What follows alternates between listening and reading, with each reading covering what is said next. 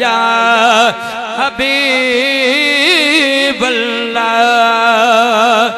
पढ़ो सल्लल्लाहु अलैहि या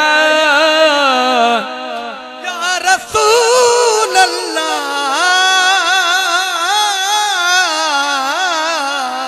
वसल्लम अलैका या हबीब अल्लाह।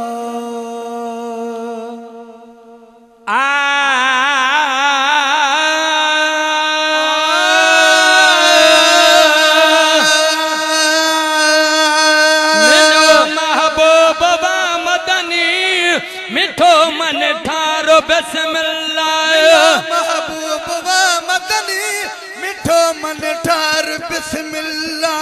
मिलो महबूब व मदनी मिठो मन ठारो बिस्मिल्लाह।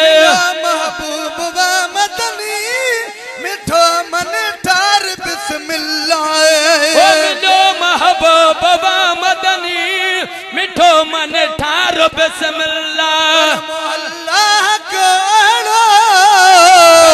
अल्लाह को नखवार बिस्मिल्लाह। मिलो महबूब व मदनी मिठो मन ठारो बिस्मिल्लाह।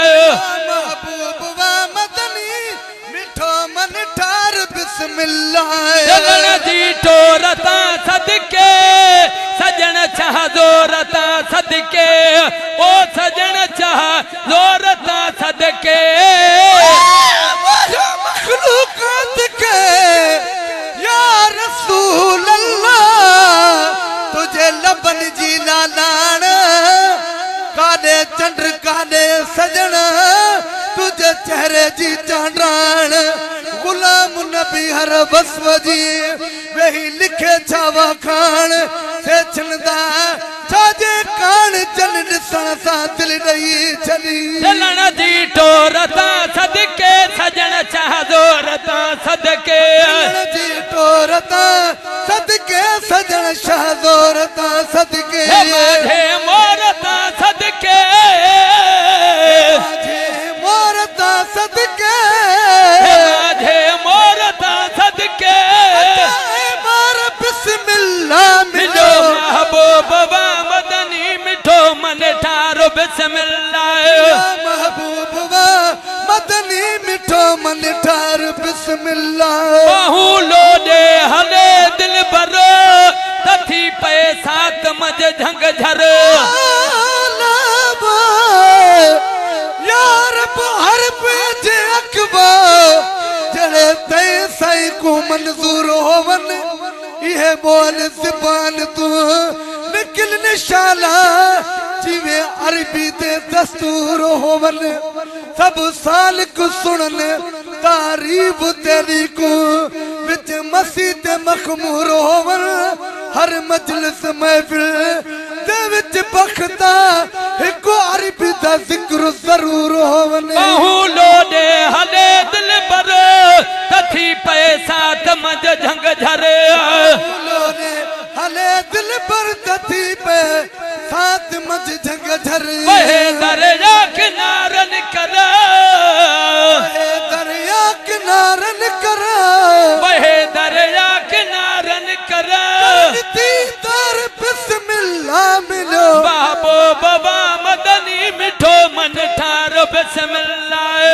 महबूब व मदनी मिठो मन ठार बिस्मिल्लाह। हलन जे नेण नाज़न मां अचन आहूं तबाज़न मां जे नेण नाज़न मां अचन आहूं तबाज़न मां ओ खणन जे नेण नाज़न मां अचन आहूं तबाज़न मां जो नेण नाज़न मां अचन आहूं तबाज़न मां तेरी पर धन पेराज़न मां फिरे पुर जन पेराज़न मां तेरे पर धन पेराज़न मां पुतार बिस्मिल्लाह। मिलो महबूब व मदनी मिठो मन ठारो बिस्मिल्लाह। महबूब व मदनी मिठो मन ठार बिस्मिल्लाह। मिठल मर क्या जे के बारे तथी चांडान चौधारे